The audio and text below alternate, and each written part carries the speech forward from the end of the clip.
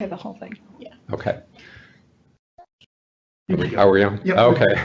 So apparently we're having technical difficulties. It must be COVID season because it seems like everything's prone to malfunction. So welcome everyone. Again, I apologize if I'm repeating myself. We're not certain how much of what I talked about before that we'll capture, so I'm going to start from the beginning. Again, my name is Steve Allen, Behavioral Health Director for the Oregon Health Authority, and joined here today by Dolly Matucci, Hospital Superintendent for the Oregon State Hospital. And as you can see, we're appropriately socially distant today. We want to talk to you about the behavioral health budget here in Oregon. As you are no doubt aware, Governor Brown announced this morning her direction to all state agencies to propose 8.5% cuts across agencies. The Oregon Health Authority submitted ours on Friday, and those are being reviewed as we speak by the governor's office and will be announced publicly tomorrow. And we wanted to provide you a preview of what those cuts look like and initiate a discussion that will inevitably continue in the weeks and months to come. We will end promptly at 1:50. Please feel free to submit questions. We welcome those in the chat function. Even if we don't get to all of your questions today, we would very much appreciate the questions and concerns that you have, as they will become part of the conversation as we move forward. Our discussion today includes several different components. First is some background on why we're here. A second is the behavioral health system reductions that we have proposed to the governor. The impacts that we believe that these cuts will have on the system. Hospital reductions. At this point, Dolly will take the conversation forward, so we'll split this between the two of us, and then she will also look forward to what we anticipate to be next steps. In your questions, one of the things I want to make sure that you're aware of is we're not yet at the point where we have certain cuts, and we're not in a position to talk about what those cuts look like that were proposed until after the governor announces those tomorrow. So we are not prepared to get into the weeds today. So as part of background, Oregon acted swiftly to protect its citizens from the spread of COVID-19 by implementing essential social distancing practices and closures. And thanks to these actions, Oregon's incidence and mortality rate is among the lowest in the country. It's fourth lowest in the nation.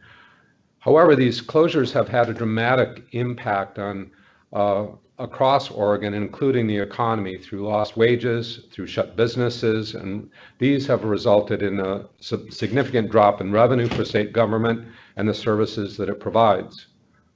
The Office of Economic Analysis predicts the impact could be as high as a loss of $2 to $3 billion in state resources during the current 2019-21 biennium.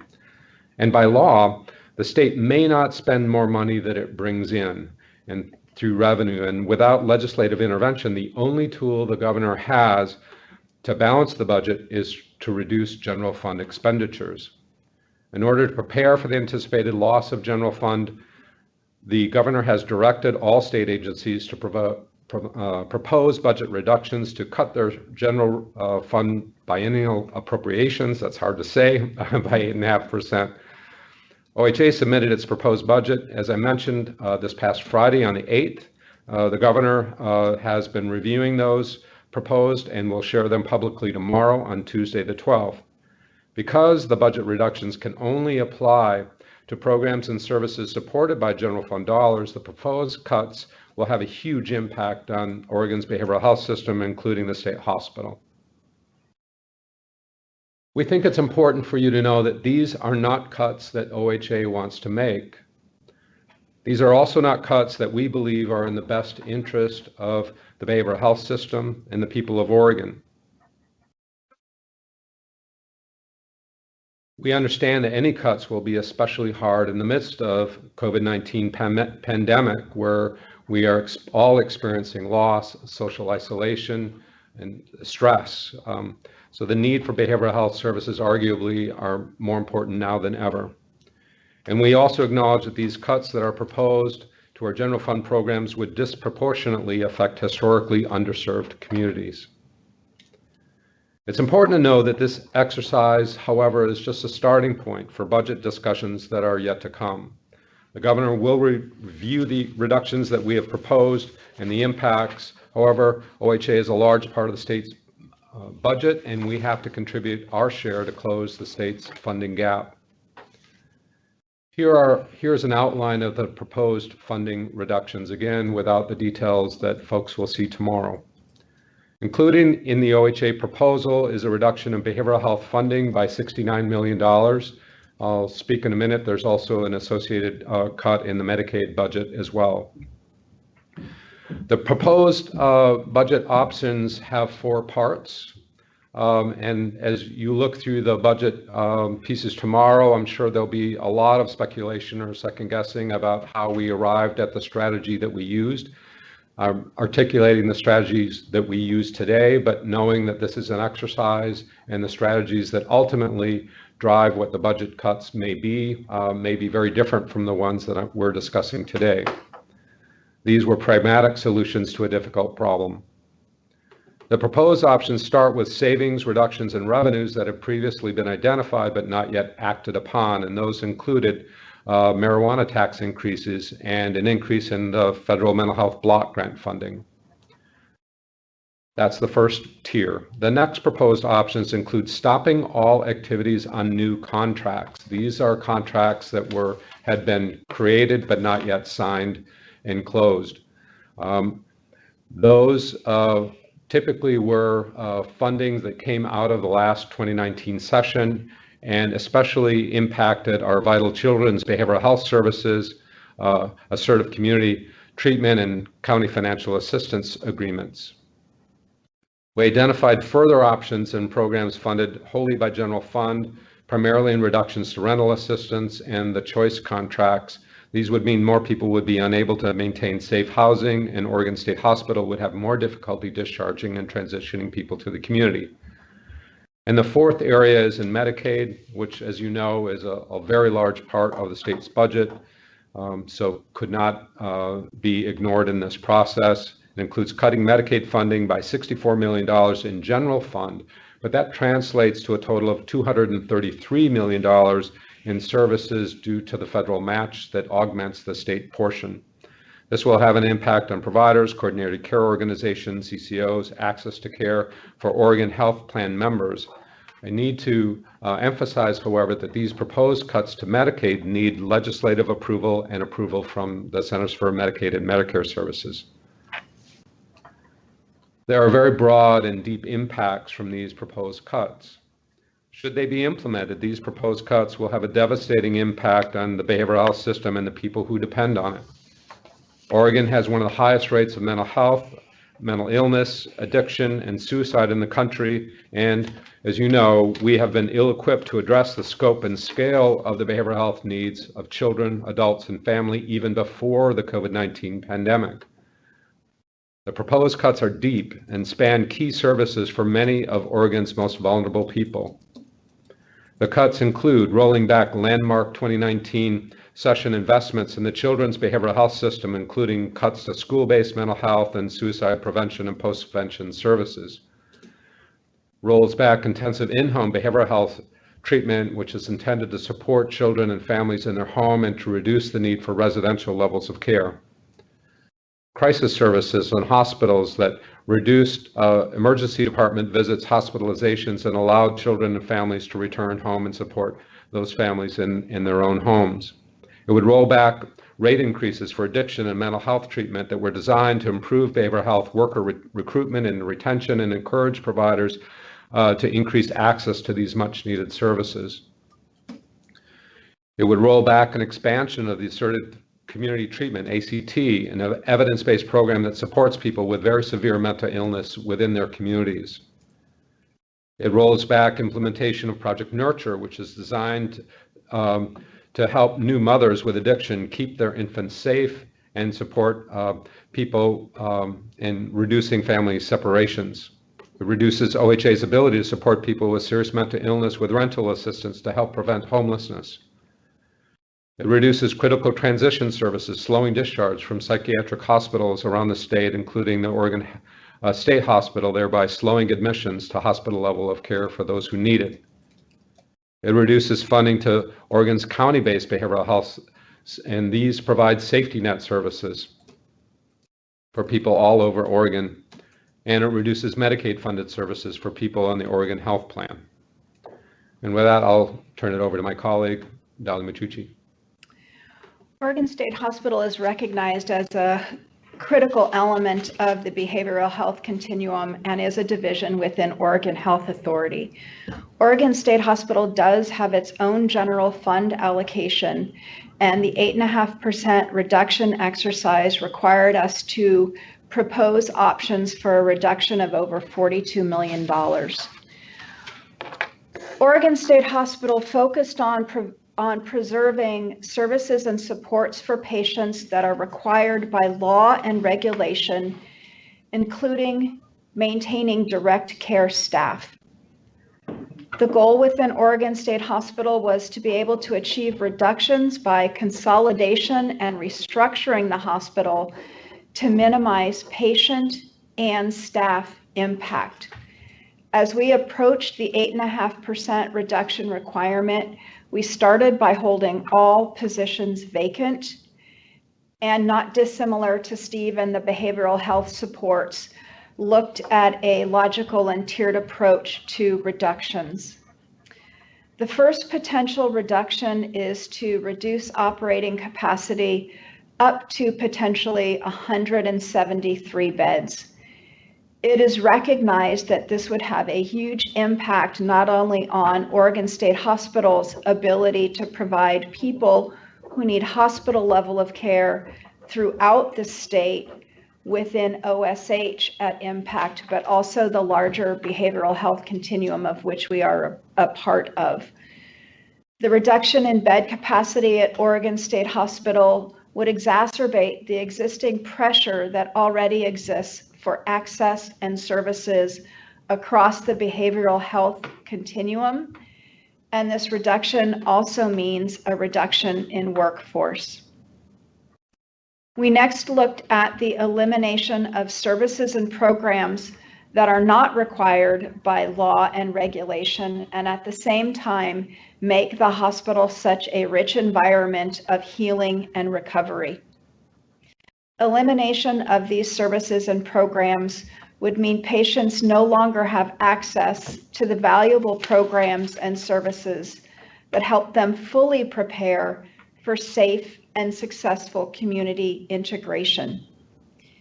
This would likely increase length of stay for the patients at a hospital level of care service and would likely impact the need for readmission for some of our patients post-community reintegration, both of which further exacerbate capacity issues and the need for consistent service. Reductions of this nature would also mean a reduction in workforce. Consolidating programs and services was the next approach that was looked at. That consists of reassignment of work across areas, which would likely result in a reduction of services as well as servants' efficiency.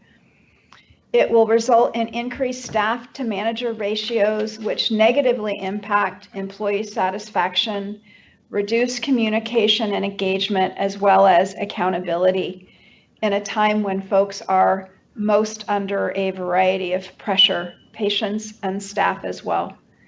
It would reduce administrative capacity, which would also decrease our ability to identify and manage risk proactively.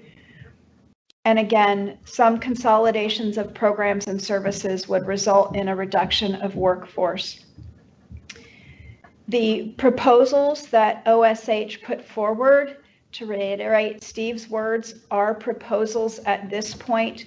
They are a starting point to identify options, the impacts of those options, and how we can potentially engage in conversations and alternate strategies to meet reduction requirements in the least impactful way.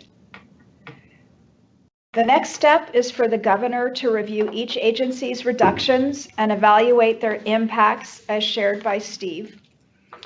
On May 20th, the Office of Economic Analysis will release its quarterly revenue forecast showing the anticipated impact of the current economic downturn on the state's general fund and lottery fund revenues. This will be the first revenue forecast incorporating the unprecedented impact on Oregon businesses from COVID-19 and the corresponding unemployment claims being filed by Oregon workers. While we do not know the precise impacts of the forecast, we do know it will reflect significant drop in state revenues. There are a lot of things that may happen after the forecast comes out that could impact the budget. State leaders may call for a special legislative session, and the legislature may decide to use other mechanisms than general fund to balance the budget. At the same time, the U.S. government may take action to support states through the federal coronavirus relief funds. We understand these cuts are dramatic and will have vast impact on the people we serve. Again, any reductions are not set in stone. Once reduction targets are set, we will work in collaboration with our stakeholders, partners, and staff to develop implementation plans that do the least harm to the behavioral health system while still meeting our financial obligations. OHA remains committed to achieving health equity, and despite potential budget reductions, we will try to minimize the impact on historically underserved communities through thoughtful implementation and community engagement. The proposed options would be devastated if implemented and are antithetical to everything we have been trying to build. We all understand that even as an exercise, this news is very troubling and could not come at a worse time as people struggle daily with loss, uncertainty, isolation, and a wide range of economic and personal stress. We experience and share your concerns.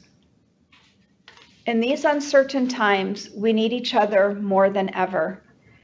We need a strong behavioral health system more than ever. We will do our best to keep you informed of the budget process and to help preserve and strengthen our ability to support people with behavioral health needs. It will take all of us working together to ensure we have a system of services and supports that meets the needs of all Oregonians. At this time, we'd like to open to the questions that have been presented to Rebecca, who will be passing them to Steve and myself. As Steve said, we will respond to as many as possible up to 1:50 this afternoon. If we don't get to all of them, we will be looking at them as we formulate next steps in conversations and communications. Thank you. So the first question is, why were recent investments targeted? And the reason those were targeted, if you will, is because as we looked at all of the contracts that OHA has, and it's hundreds, contracts that were not yet signed in full agreement were those that are easiest to unravel, if you will. So it's strictly a pragmatic matter of not canceling contracts that were already fully in place. So again, that was a strategy that made sense as an opening exercise. Given the complexity of all of this, how that evolves over time may change. Is there any addition that you'd like to say for that? No, thank you, Steve. Okay. So the next question is 8.5% cuts to the 1921 session or the 21-23 biennium. It is to the 1921, so these are intended to be immediately applied. Next question, does this mean layoffs of FTE at OHA? Is behavioral health considering staff cuts? So this was directed to OHA. Do you want to speak to OSH? And I can come back and speak to OHA. Certainly, Steve. As the proposed reductions to date, the starting point were developed for Oregon State Hospital. The proposed decrease in capacity, the consolidation and restructuring of how we do business, and the reduction and changes to services and supports that we currently provide that are not required by legislation or registration or regulation do indeed have an implication to the staff that provide those services.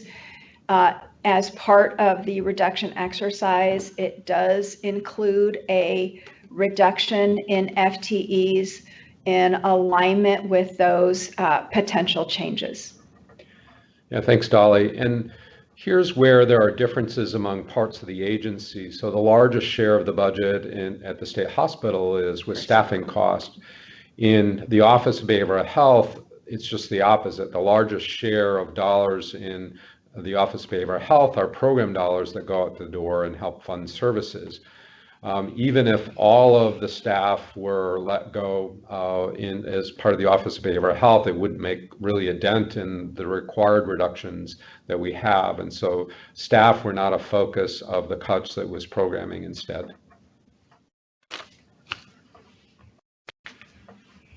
Next question. How much did behavioral health have to cut?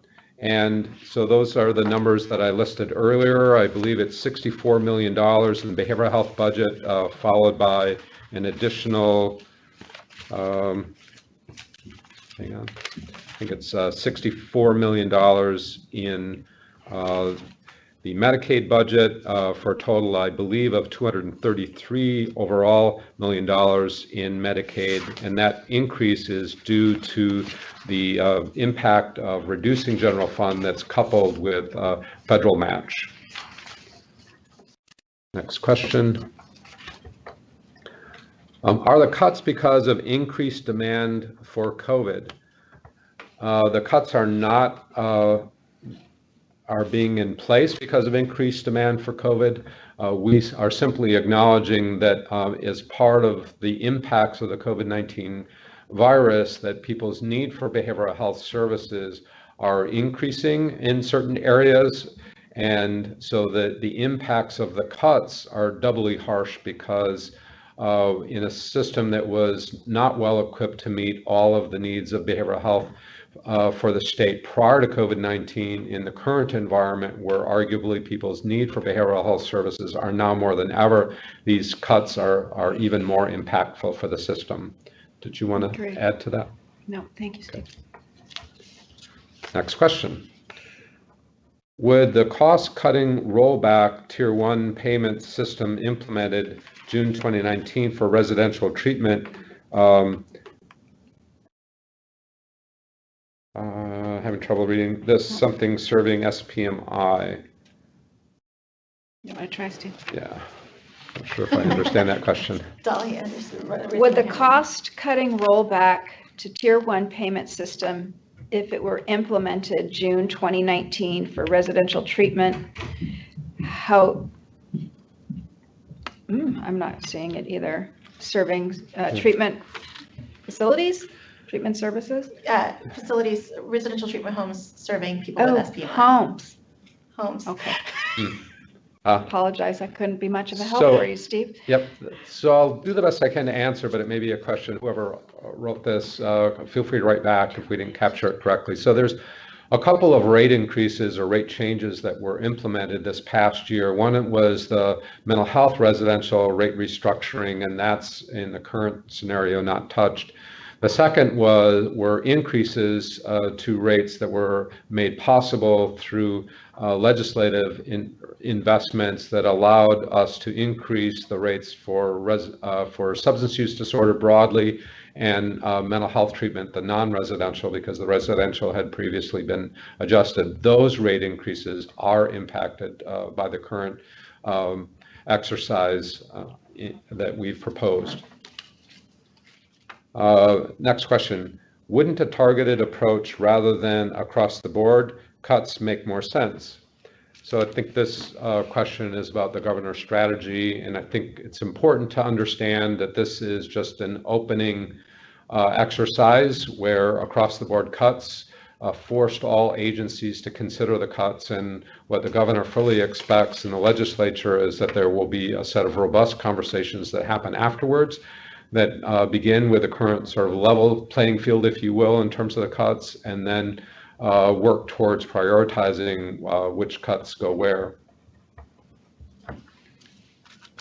Next question. Will we have another meeting like this one? Once the details are released. I think our goal here is to engage in an open and robust set of conversations about the cuts that are proposed and how best to think through actual cuts. I think the timing of those communications will be important. I think the next step will be to allow the governor to sort of talk through what those proposed cuts are. The legislature will certainly become engaged. The actual forecast that will drive the actual cuts will occur, as we mentioned earlier, on the 20th of this month. And so we would expect there not to be another call like this until we're a bit further down the road and we have more information. Did you want to add to that? Yes, I've received the same questions this morning, and it is again using the across the board 8.5% reduction to lay out what options might look like to set the stage, and then post the 20th follow up with our stakeholder community, including our staff, to develop what might be less impactful, more creative solutions that can better serve not only Oregon State Hospital, but the behavioral health continuum and the people of Oregon. So again, those meetings will likely get scheduled after the 20th. I've already challenged some folks to give some thought as to how we could come together and potentially with what cadence to engage in regular conversation. The next question, in the interim February 2020 session, OHA was planning on hiring new employees for behavioral health. What is the goal now? I think at the moment we are in a hold pattern as we think through what staffing requirements that we have given the budget implications. So that the planning process continues, but any actual hiring or layoffs will be discussions that will be had in coming weeks. How does this work with the Department of Justice findings? You're rolling back everything targeted to meet that. So this question relates to obligations that the state entered into with the Department of Justice, actually in a couple of areas. One is the MINC order, which requires the state to admit people under aid and assist orders in jails to be admitted to the state hospital within 7 days. Clearly, a reduction in beds at the state hospital has implications, and I'll let Dolly speak to that in just a moment. The other piece is the Oregon Performance Plan, which is also, in this case, a less formal agreement with the Department of Justice about people at the state hospital returning to the community, and there's lots of community elements to that. And these cuts would, in fact, jeopardize some of the services that are part of that agreement. Yes, Steve, they would. And as it relates to both the MINC and the Olmstead, what it will do is any reduction in hospital level of care bed capacity would exacerbate both ends of the continuum. So our ability to serve in numbers individuals requiring hospital level of care, whether it is in order to aid and assist to provide competency restoration for individuals under aid and assist orders, whether it is individuals that have been civilly committed requiring hospital level of care, and or individuals that are under the PSRB jurisdiction. So there would be reduced bed availability for all of those patient populations, which would then impact their ability to enter to the hospital timely, and that is very specific to MINC. as well as to be appropriately discharged to the community when hospital level of care is no longer required. And that is directly associated not only with Oregon State Hospital requirements under Olmstead, which is to return individuals that are here under civil commitments back to their communities as soon as they are identified as no longer needing hospital level of care and ready to transition. It would impact that those individuals being in the least restrictive environment and having the appropriate services and supports upon discharge to be successful. So it would definitely impact the services that are available and the number of individuals that could be served at Oregon State Hospital. And again, as a member of the behavioral health continuum, as people await to get in and or await to get out for an appropriate discharge location and complement of services, it further strains the behavioral health continuum. Thank you. The next question is around populations disproportionately impacted. Are there measures to protect LGBTQIA? And I'm not sure, can't read the next part, unhoused populations already experiencing disproportionate hardships, discrimination, etc. And there is nothing in these cuts that protect people who are already disproportionately impacted. How will cuts affect peer services?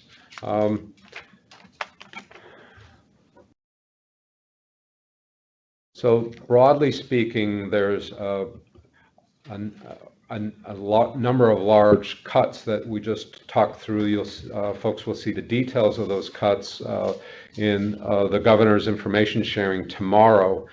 Peer services are neither directly cut or directly supported in those cuts. The cuts are across program areas and within which peer delivered services are part of those. So I would estimate that there will be an impact on peer services, but directly related to the current programs. Again, I would encourage folks to see this as an exercise in one way in which cuts, if they are made, would be handled. The actual type, extent of cuts will be negotiated over time once we have additional information. Next question. How will cuts affect patients at OSH who are under aid and assist? As it proposed cuts as they stand today, again, as a starting point for conversation and options. Specifically as it relates to individuals under aid and assist orders, if we were to implement across three strategies as identified, I would say that a impact would be the reduction in support services that they have available to them as members of OSH community and in a hospital level of care environment. I would say that they, like any other individual as a member of the OSH community, would experience some increased anxiety as we live in this period of unknown initiating this conversation. As it relates to the larger patient population, the impact of reduced services and consolidation that would include potentially less staff being available to them would be impactful in their immediate environment. And if there was a reduction in beds, again, how we would potentially reconfigure and or reassign patients across units and treatment teams and milieus would be disruptive to them in their current known environment and what is often as a unit their immediate milieu and environment and community. So there would be kind of disruptions in that continuity of care and service providers. Thank you. Next question. Why are all the cuts in programs in the field? Shouldn't we cut OHA staffing first? I think as we talked about a few minutes ago at OSH, because such a large portion of the budget is in staffing, staffing was a component of it. As I mentioned earlier, in the Office of Behavioral Health, almost all the dollars as a percentage go out in program dollars. So even cutting all the staff wouldn't make a meaningful impact in the overall budget. The other piece I think it's important to keep in mind is as we push out dollars to the community, we are in a transition of attempting to strengthen community-based services and move away from hospital level of care and facility-based approaches. And that transition requires a good deal of technical assistance and support. And that's why we had originally proposed adding staff to the Office of Behavioral Health during the 2020 session. As you know, we did not get the appropriation that would have allowed us to add those staff, but the need is still there. So making best use of the dollars most efficiently means strengthening community-based services. And we think that's critically important to retain that if possible in this. Again, we are in the earliest phases of budget discussions, and all of those strategies are likely to change over time.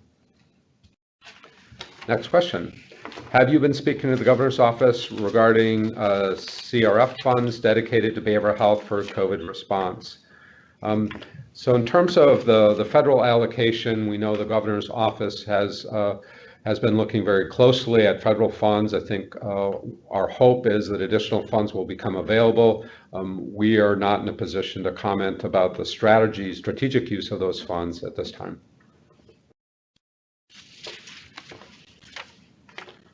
Next question. How does the reduction in Medicaid work with a projected increase in member enrollment? This is actually an area that I'm quite concerned about. So right now we have on the table with a projected budget deficit, 8.5% reduction. As I mentioned earlier, there's a huge portion of the OHA budget is driven by Medicaid, and those general fund dollars leverage significant federal funds. So each cut in dollars in the Medicaid budget is offset by a reduction, a large reduction in federal funds. So it has a very substantial impact. But right now, part of the budget reconciliation has a $64 million cut to Medicaid, resulting in an overall $233 million reduction. That's in an environment where all is being held constant. I think as the writer of this question is alert to what we are expecting as part of the economic impacts of the downturn in the economy is that more people will lose their jobs, more people will lose their health insurance and become eligible for OHP. With a 10 to 20% increase in OHP membership clearly possible, that would require an associated increase in general fund dollars to support the federal match. That could require additional budget impacts over time. So I think it's very important to keep that in mind as we move forward. This may only be the first round in budget cuts that we're looking at. I don't know if Dala, if you wanted to add to that. Rental assistance grant, clarify if this would be an elimination or the program or no further expansion. So in the rental assistance, the proposed cuts that you'll see in detail tomorrow is a percentage, not the whole. Next question. Is the employer persons with disabilities program going to continue if cuts go through? Not sure I'm tracking that question. We'll follow up, unless you know. They're asking if it is going to eliminate the program or just stop the expansion.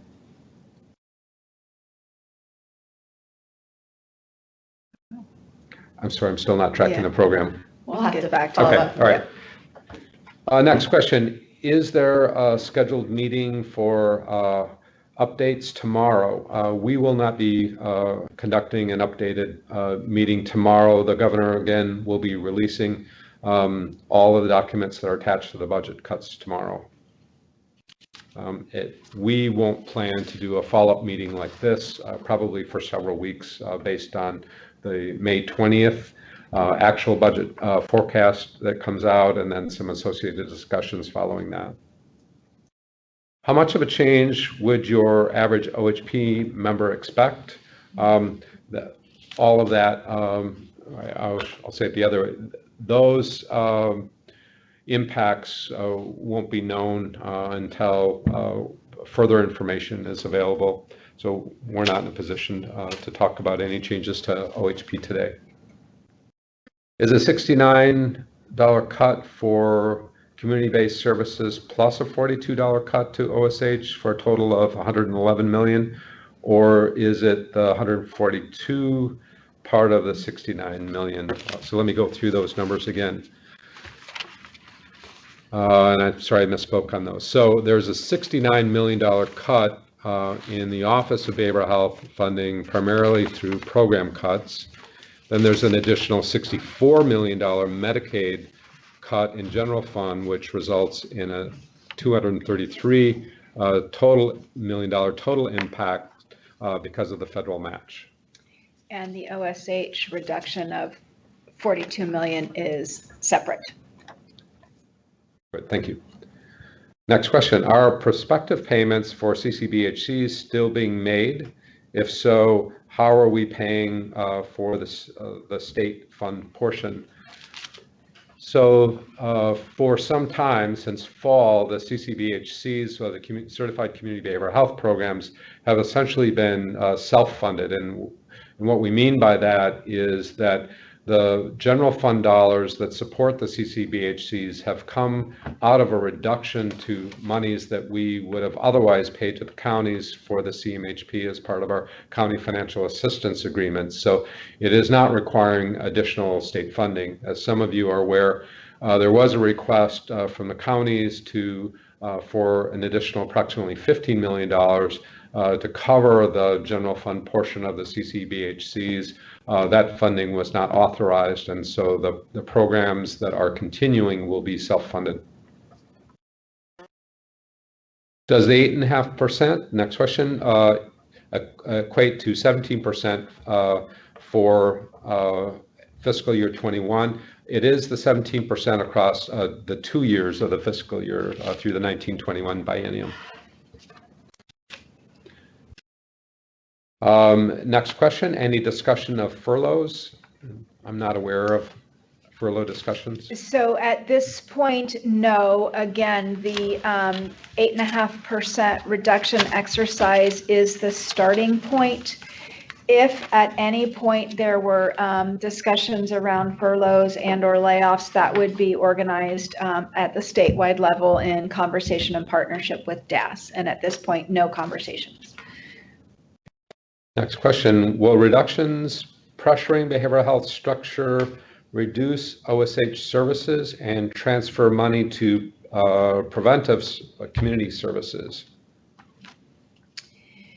So at this point, again, with the proposed reduction options, it decreases bed capacity at Oregon State Hospital as a potential option. Again, as a starting point, as conversations and problem solving and options are developed across the stakeholder community, a shifting might be part of the conversation, and then we would have to see how that works with the OSH general fund reduction. Okay, thank you. Another OSH question. Mm-hmm. How would the 173 beds affect the specific populations, for instance, civils, GEI, or 370s? Again, at this point, as initial proposals, we have not at the hospital level fully vetted or operationalized what that might look like for individuals under different commitment categories.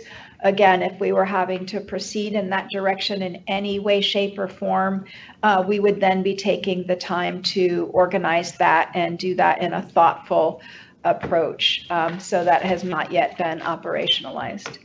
And depending on the number of beds, could be very impactful to a individual population and or across the board. Yeah, thank you, future Del. conversations. Next question. Would you expect a realignment of CCO contracts requirements associated with the cuts, particularly Exhibit M? And for folks not familiar with Exhibit M, there's details related to the behavioral health requirements contained in that part of the CCO contracts. So there are changes proposed to our Medicaid contracts with the CCOs included as part of the budget cut example, but as I mentioned earlier, those cuts cannot be authorized without legislative and CMS approval, and would then require negotiation with the CCOs if they move to that point. Next question. When would the 1921 start? When can CMHPs expect contract addendums? I think this is another in the category is we don't want to get too far ahead. Remember, this is an exercise at this point in budget cuts with the strategy of across the board 8.5% cuts. The extent of the cuts, the strategy behind the cuts, all of those are yet to be played out, and we can expect, I think, robust discussions in the weeks and months to come.